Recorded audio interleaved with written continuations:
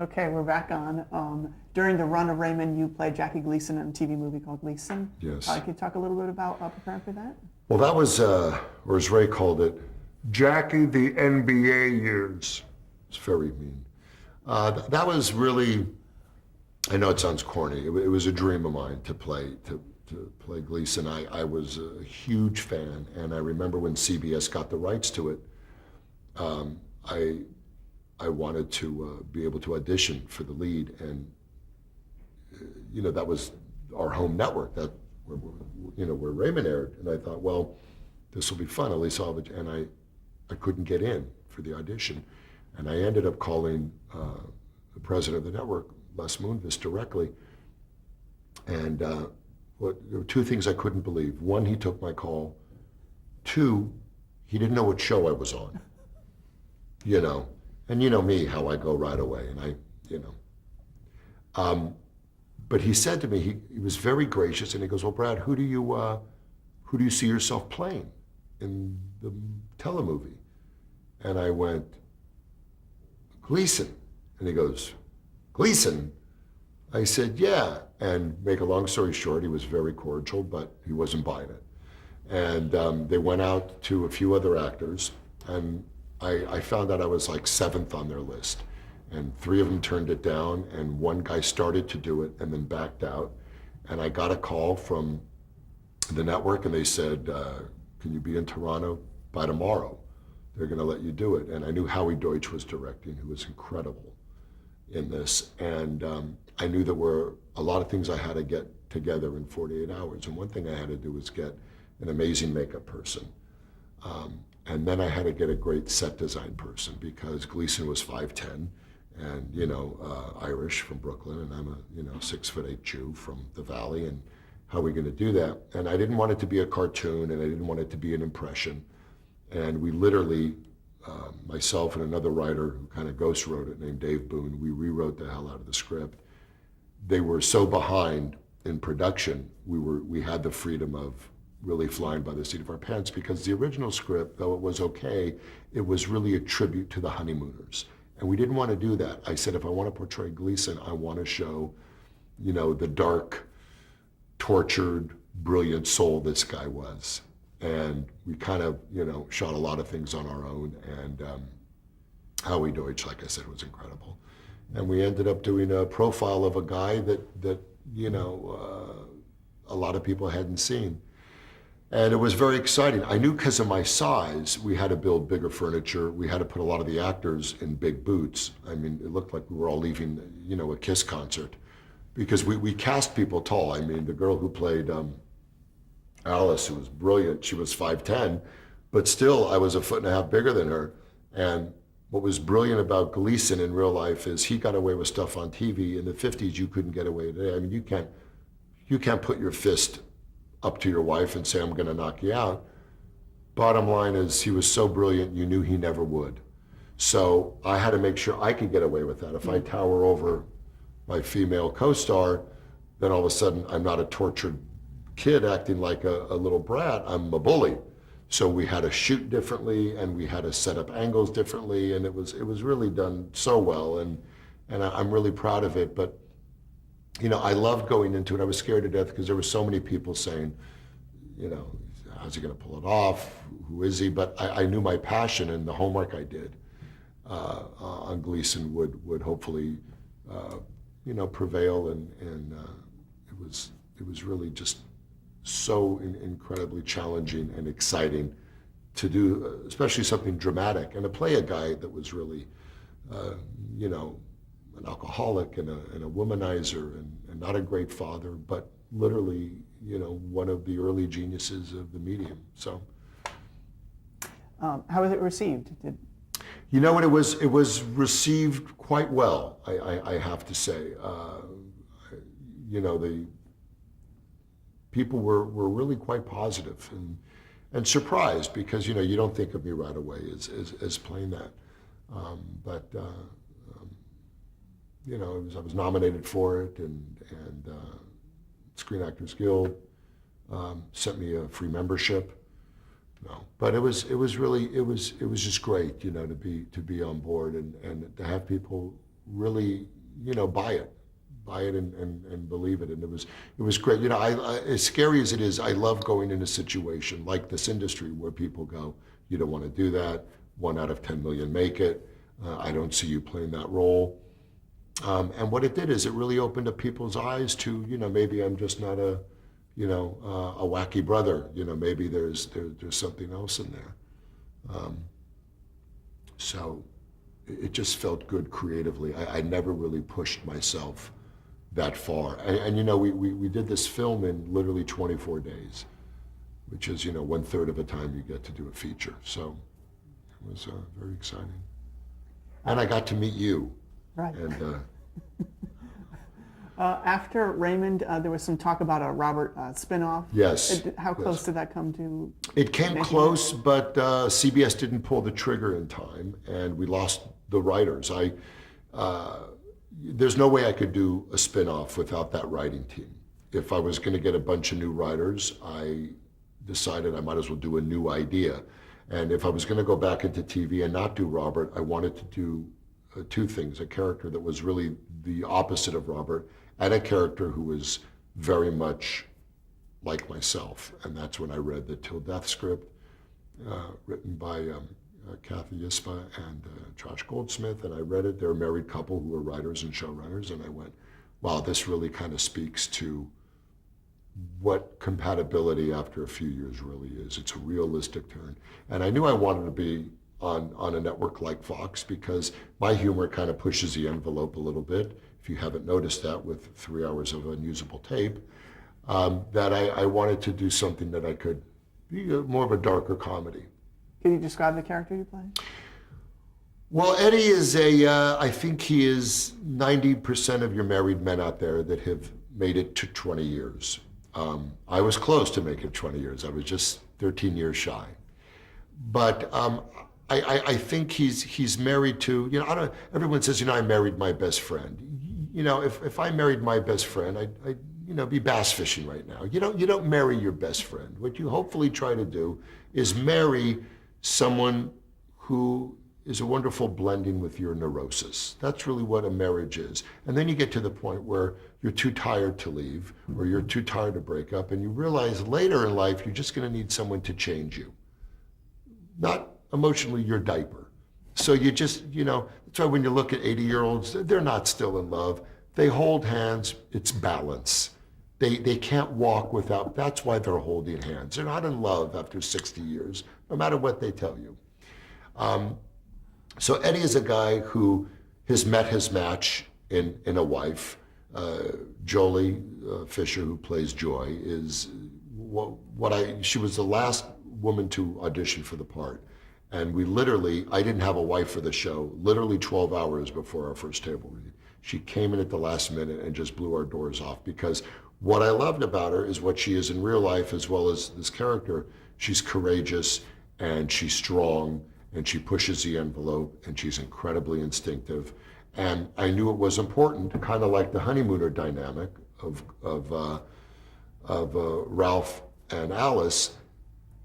If I'm going to be a blowhard and be an in-your-face type of husband, I need a woman that could stand toe-to-toe and not, be blown over by my hot wind, if you will. And she was just able to stand right there and be Joy and still be feminine and still be sexy and still be strong.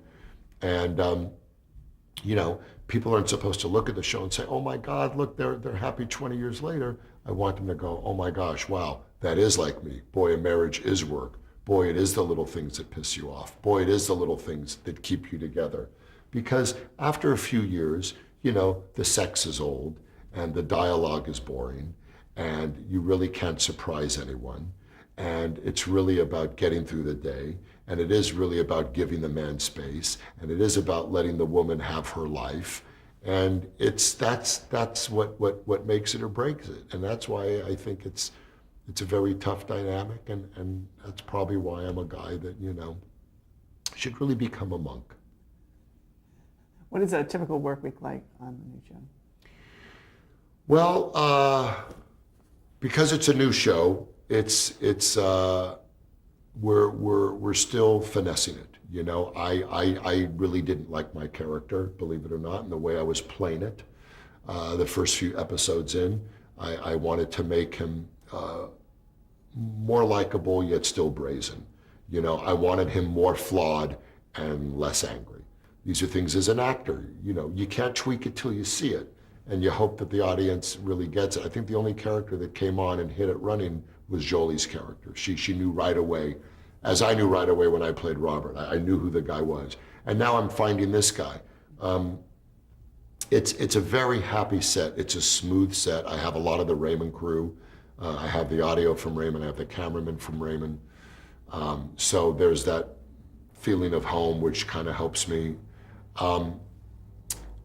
We've got a really, really good group of folks that seem to have the same sensibility comedically that I have. Again, we're tweaking it. You know, the writers are still working on where they want the show to go. The first year is the toughest. And I feel the last 5 or 6 episodes, the show became what it was supposed to be. And that's, you know, couples have been married 20 years, living next door to newlyweds. They see each other in themselves. They see their future in themselves. They see their past in themselves. And that's really where we want to keep it. And you have a catchphrase your character does? Do I? One word. Booyah? Fantastic. Oh, fantastic, yes. Which came out of fantastic. Yes. Which sadly enough is out of my own life. That's what I sometimes say when I don't know what to say. Someone will say, I'm thinking about getting this lanced. You want to look at it? And I'll go, fantastic. And I'm happy to look at anything on you that you think should be removed. But yes, that's... So that came from you? It did come from me. It did come from me, just as Cubby. I called Raymond Cubby, is Robert. I go, come here, Cubby. That came out of an ad lib. So again, it's those little things, the layers. It's all about layers that we try to find to make. That's what's fun about acting or creating a show or being involved with a show. And I'm also a producer on Till Death, which only means I have parking. That's really all it means. That, and I'm about, you know, and I could say we need more sherbet. It's really nothing more than that. Do you have a favorite episode so far, or one that people bring up to you? I love the dream getaway. I love the episode where we go on a small vacation with the newlyweds, and it ends up that Kat Foster, who plays the young ingenue on our show, one of the newlyweds, ends up having a sex dream about me, and ends up telling Eddie K. Thomas, the Jeff character, about it. And I get wind of it, and I am reveling in it, that this young, hot woman would, and I really, it gives Eddie, you know, a feeling of being wanted again. You know, which guys who've been married after 20 years, it's you know, it's tough to get wanted without dropping, you know, too large. You know what I mean? So it gives Eddie a color we've really never seen. He starts, you know, dressing better and feeling better, and it's creating an arousal with joy that hasn't been there, because all of a sudden she thinks that someone is into her husband, and it's a young hot girl. What happens, of course, Eddie takes it overboard, as he usually does, and, you know, rubs it in Joy's face a little bit, and she calls him on it and says, come on, you got to be kidding, it was a dream. And then we end up seeing the dynamic of a couple that has 20 years under their belt, and how it's two people that are really feeling insecure, you know, and nothing more than that, you know. There's two things in a 20-year relationship. You're either feeling insecure or you're hungry. So the show has a new... Fantastic.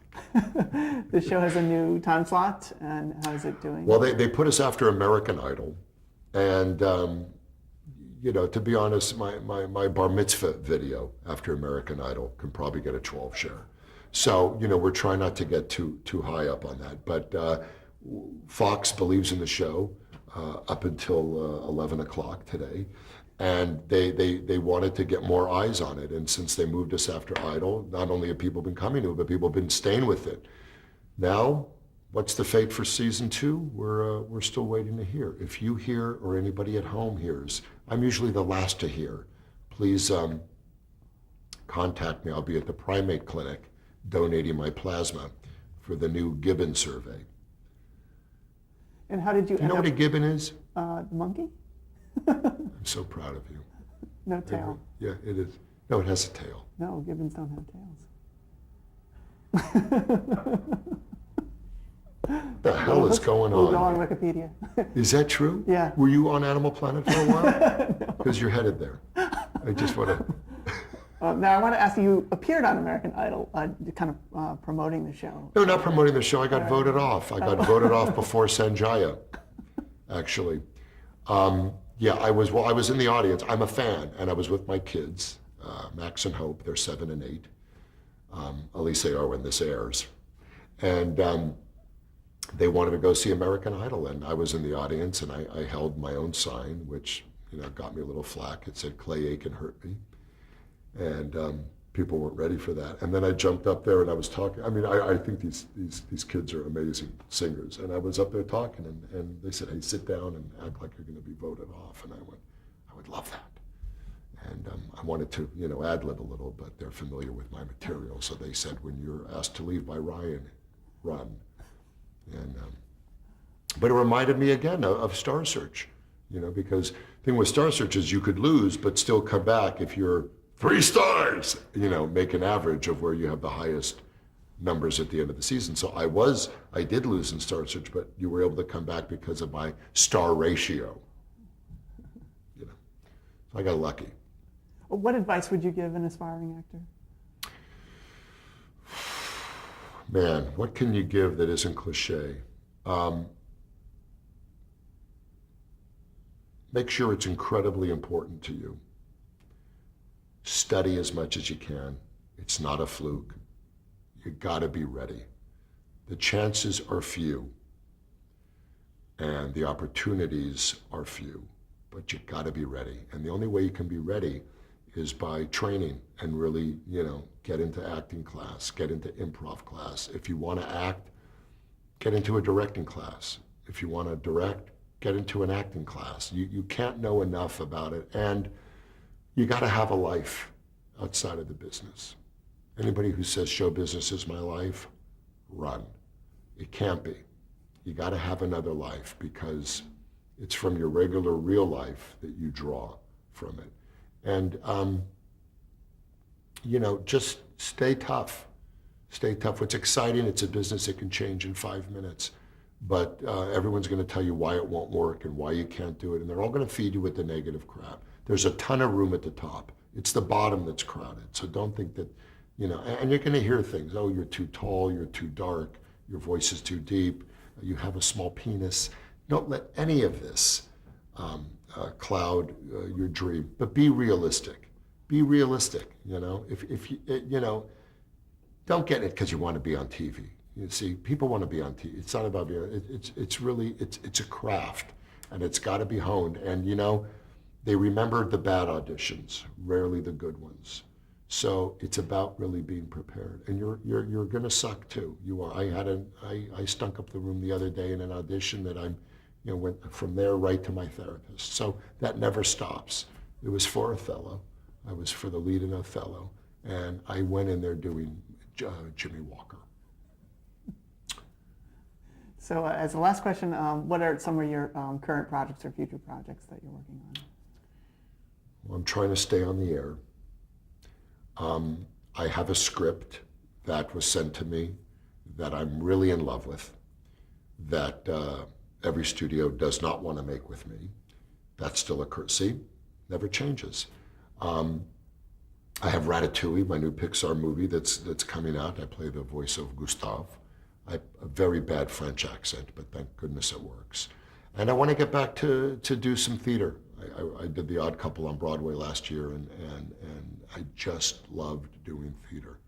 And I'd like to maybe get back, and hand modeling. I started in hand modeling. I used to hold the spoon for the Hungry Jack breakfast man, and I stopped biting my nails 4 days ago. So I'm back.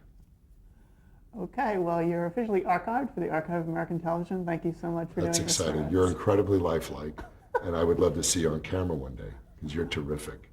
Not big on the camera guy, who is literally. What are you eating now? What are you, jerky? Turkey jerky. It's incredible. It's you know who did this to me? Oprah. Same exact thing. All right, thank you. A wonderful day. Leave all the equipment. We'll clean it up another time because I have a little movie I want to make later. And oh.